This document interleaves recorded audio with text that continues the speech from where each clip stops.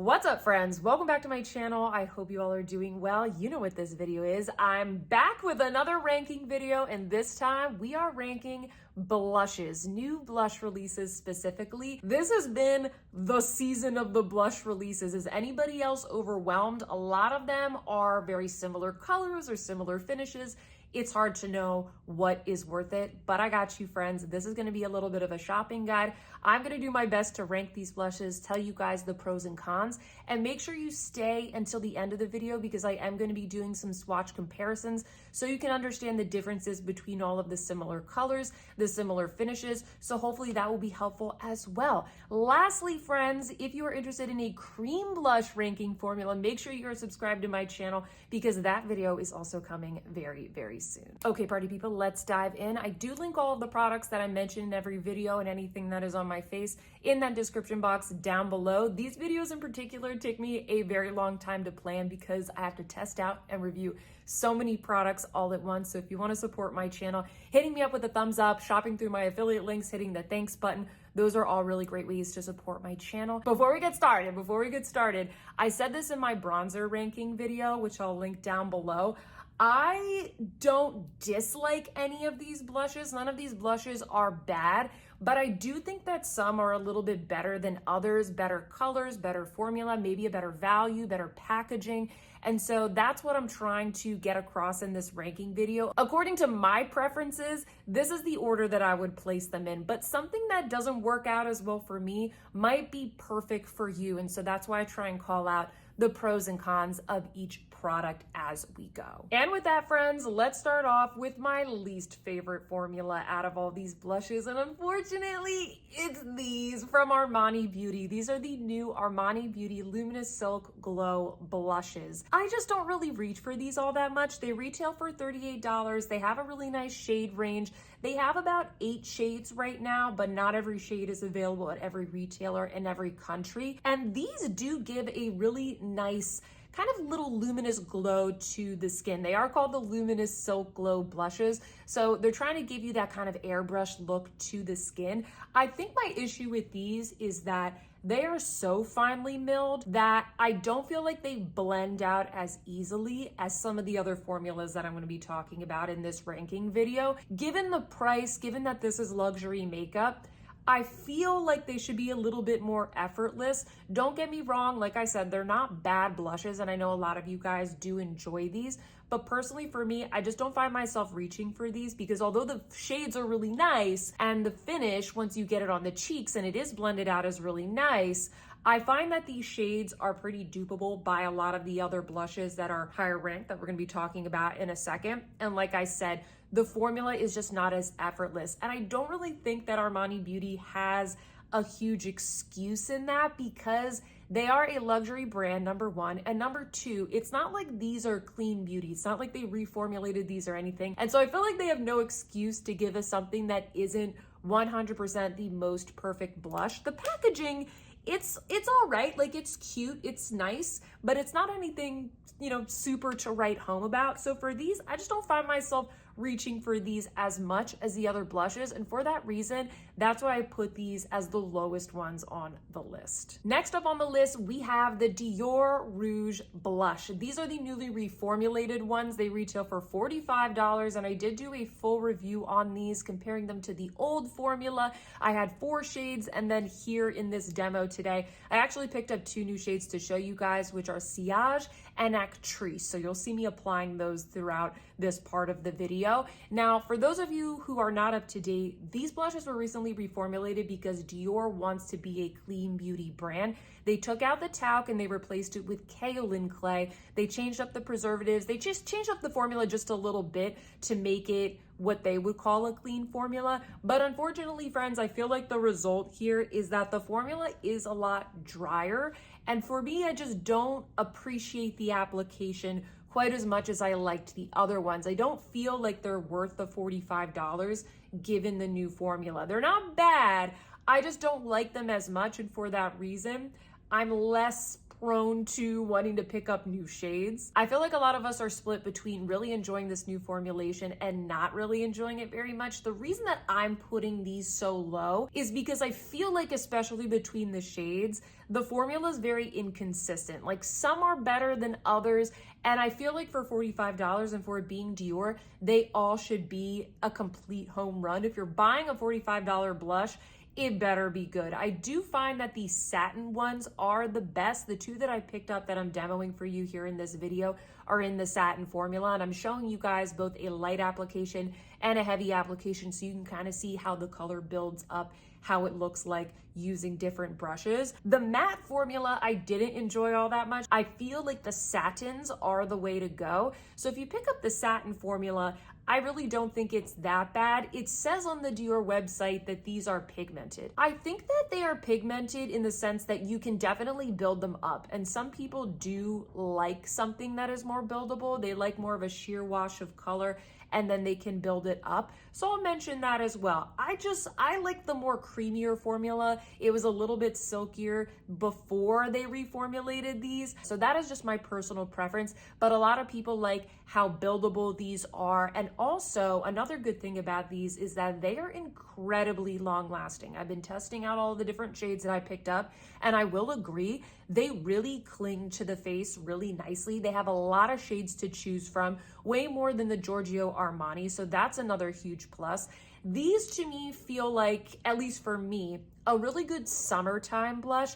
When you are outside in the heat and maybe you're hot and sweaty, if you live in a humid area, if you have oily skin, I think that these would be good because they really do cling to the skin as long as you kind of build them up to the intensity you like. Maybe use a little bit of a buffer brush so that they blend a little bit more seamlessly. Then I think you're good. Once you get them on the face, like, they do not move. They're incredibly long lasting. And so that's one of the reasons why I rank these a little bit higher than the Armani ones. They're not bad blushes. It's just, for me, I prefer the older formula a little bit more. And I like something that is a little bit more silky to the touch. That's my personal preference. And the next blush in the ranking, friends, are the Dior Backstage Rosy Glow blushes. These retail for $40 a piece, so they are $5 cheaper than the Dior Rouge blushes. And just like the Dior Rouge blushes, these were reformulated for the exact same reason. They took out the talc, and they also took out the fragrance, which they didn't do for the Dior Rouge. They also added 4 new shades to the lineup. So not only do we have the pink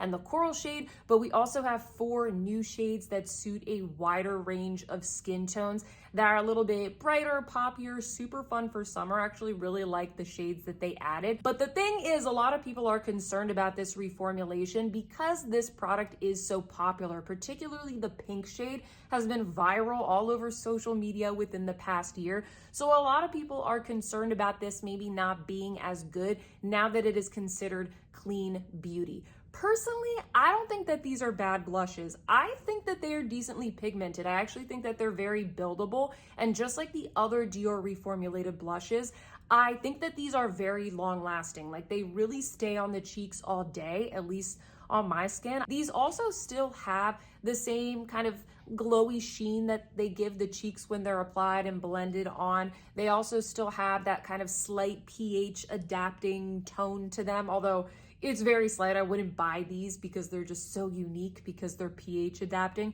but all of that is still there. And like I said, I do really like the new shades. I particularly like the cherry and the berry shades for summer. I did do a full review of these, swatching, trying on every shade, giving you guys my thoughts, so I can link that video down below. Now, the reason that these are still ranked kind of lower is, to be honest, friends, I do still like the older formula a little bit more. I still think that these, just like the other Dior blushes, are a little bit drier for my taste. I think that there are ones out there that I'm gonna mention in this video that are a little bit better than these, that I think the formula is just more worth the money. I don't wanna turn you off from these because I still think that they're nice.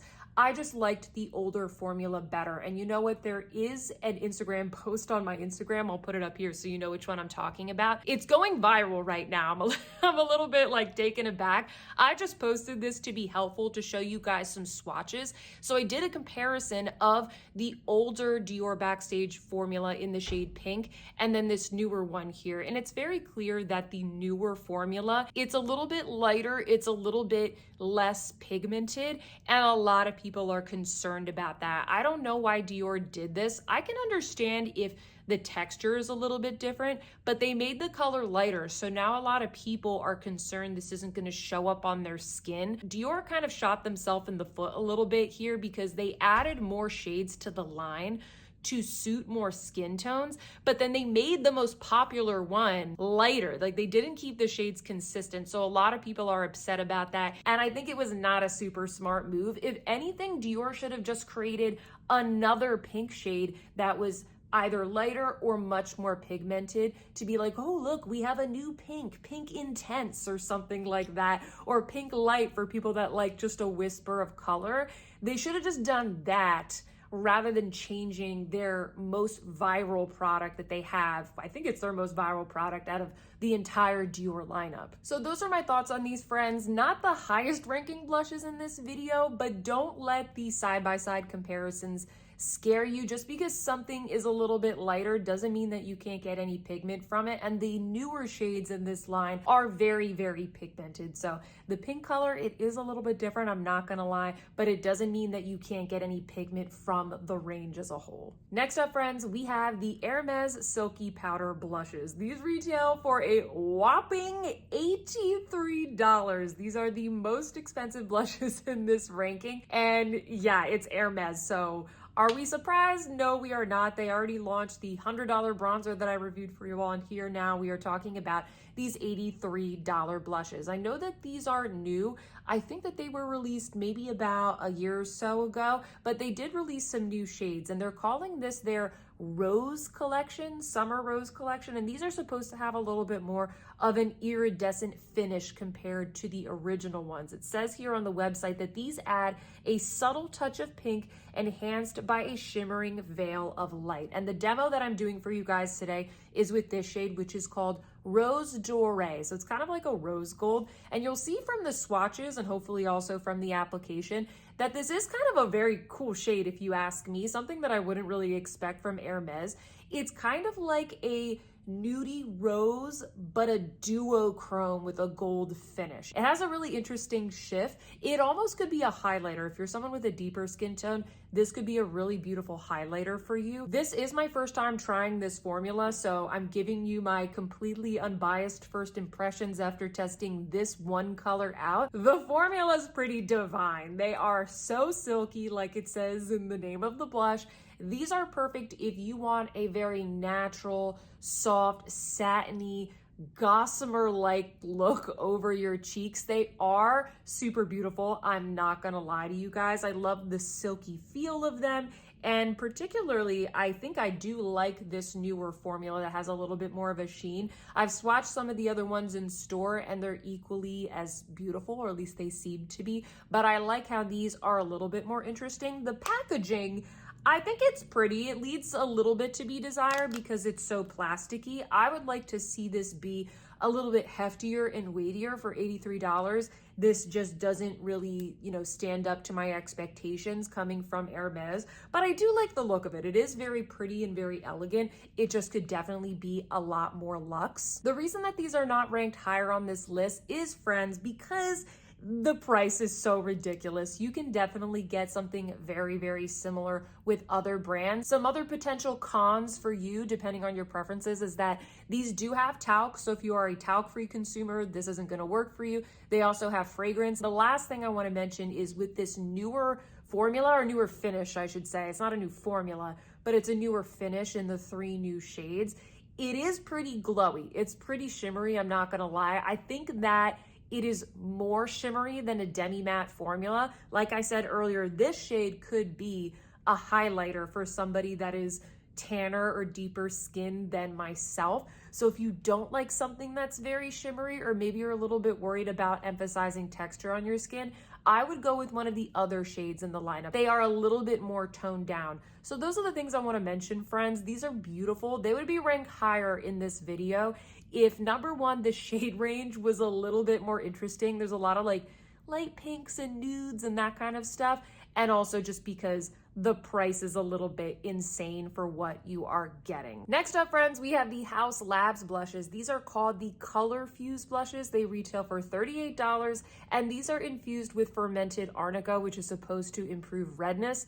This seems to be the hero ingredient that Haus Labs has in a lot of their products. I think they're trying to make fermented arnica a thing. I think they're trying to make it a trendy ingredient, which I guess that's fine. We've seen a lot of hyaluronic acid all over the place. Why not some fermented arnica? These are also talc-free and considered clean at Sephora. The shade that I have here that I'm demoing for you today, friends, is called Dragon Fruit Daze. I picked this one up because I think this is the one that most of you guys were curious about. These bright poppy pinks are very trendy right now, just like the Dior Backstage blush.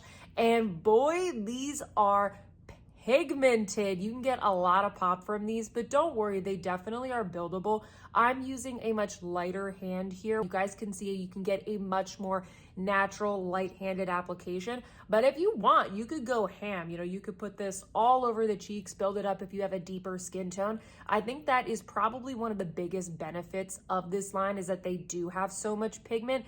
And I think that compared to the Dior ones, which are also obviously talc-free as we discussed, I think that these blushes blend a little bit better. I also feel like they have good longevity. I think the Dior ones might have a little bit more longevity, so those are some pros and cons for you there. I also was impressed by the packaging. I feel like it is very sleek. I know it's kind of covered in my fingerprints right now. It's plasticky, but I don't know. There's something very sleek and modern and nice in the hand about this packaging. I do really like it. I don't know what I was expecting, friends, but I think it's really nice. For a $38 blush, I think this is good. I wasn't expecting anything super weighty. Now, why are these not ranked higher? I think for a couple of reasons, and some of this is personal preference. First off, the shades are very bright.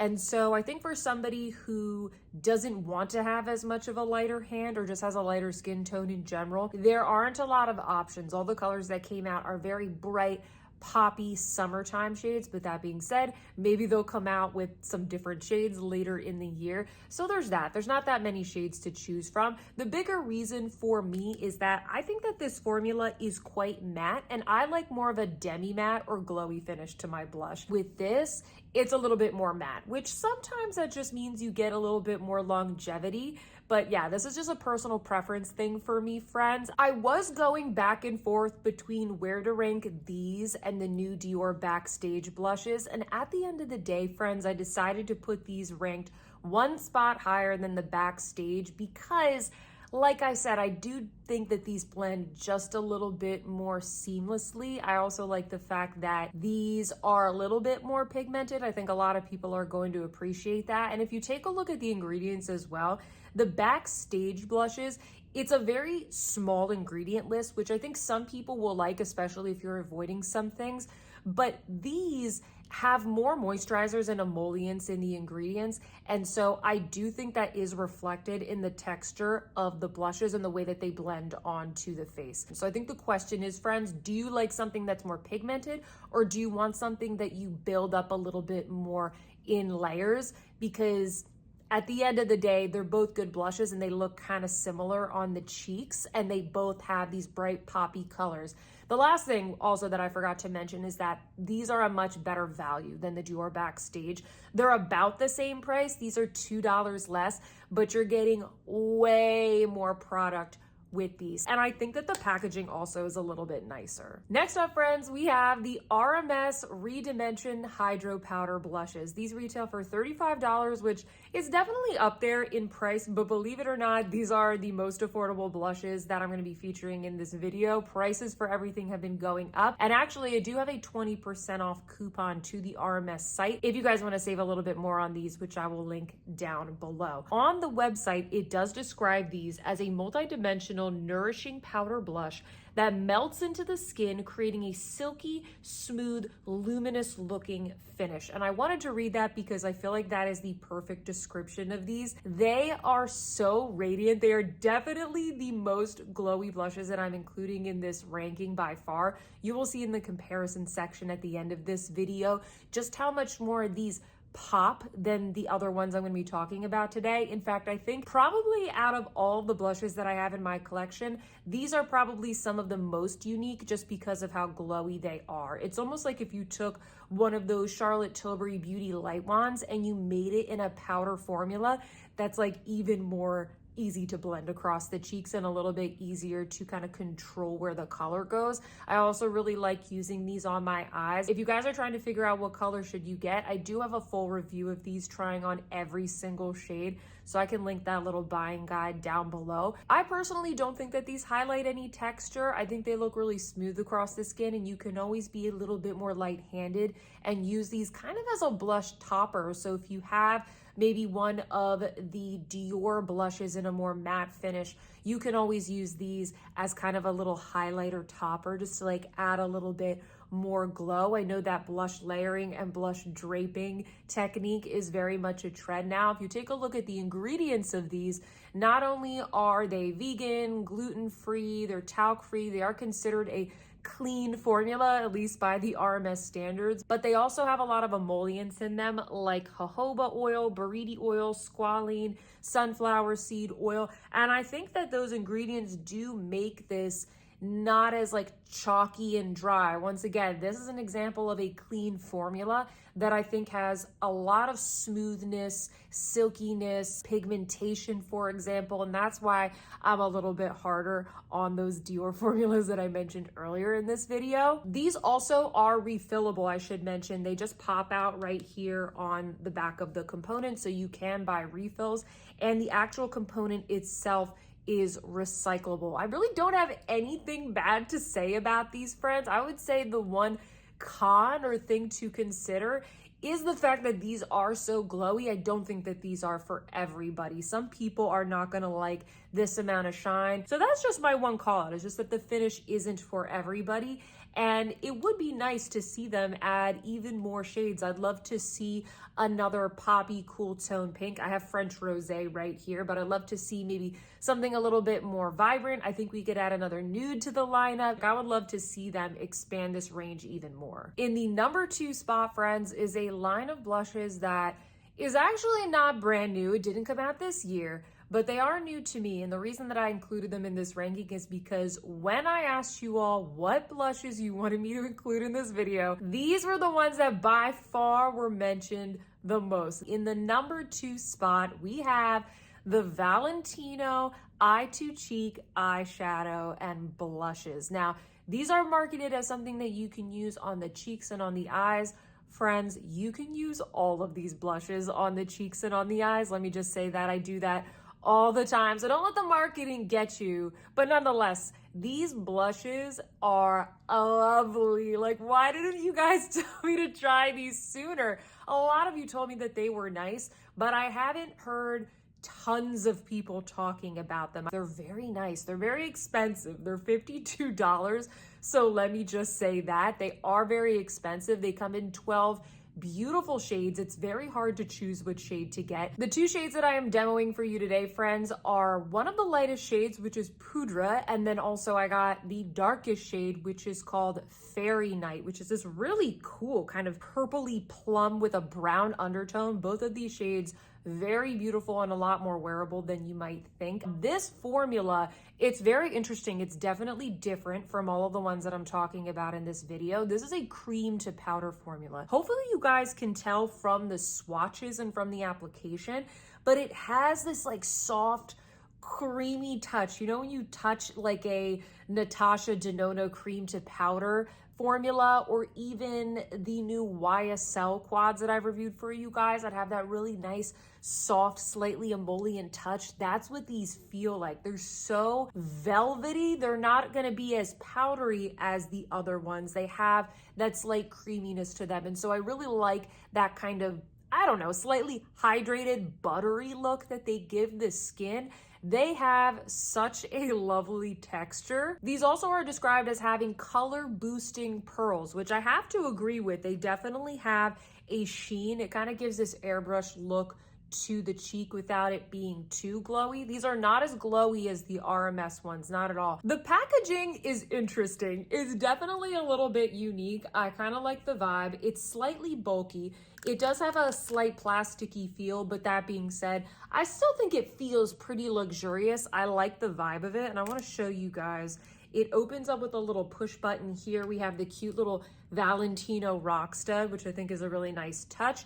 And then right in this little compartment here, you get this little tiny brush. And the little brush, it's kind of hard to show you because it might pop out. The little brush gets stored right there, and then you just close up the compact like that. So this little cylinder section here is what houses the tiny little brush. The little brush doesn't really make much sense. You guys will see from the demo clips, like you can use the brush, but it wouldn't be my preferred method. Let's just be honest. I have plenty of brushes in my collection. It works. You can get the job done, but it's comically small to use on your cheeks and then a little bit too chunky to use on your eyes. I tested both of these shades out and I do feel like they have pretty good longevity. What I will say in terms of cons and things that you need to keep in mind, these do have a softer look to the skin. Some of you all will absolutely love that, but you can see I'm wearing the deepest shade right now. You can build it up. I was definitely careful to not,